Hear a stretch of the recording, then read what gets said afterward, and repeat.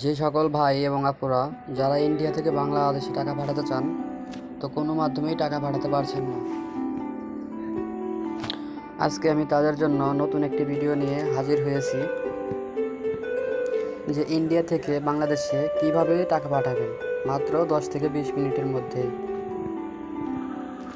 তো যারা বাংলাদেশে টাকা পাঠাতে চান ইন্ডিয়া থেকে, তো প্রথমে আমাকে নক দেবেন। তারপর আমি আপনাদের PhonePe, Google Pay, Paytm number দেব।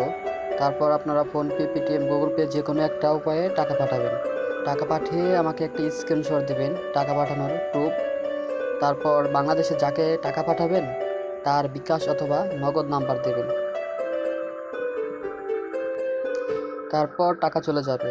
তো এখানে দেখতেই পাচ্ছেন, তো এই ভাইটা প্রথমে গুগল পে করেছে, তারপর বাংলাদেশের বিকাশ নাম্বার দিয়েছে, তারপর এখান থেকে আমি বিকাশ করে দিয়েছি। তো এরকমভাবেই টাকা লেনদেন করা হয়।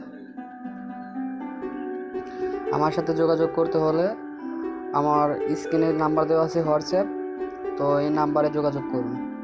ঠিক আছে, ধন্যবাদ।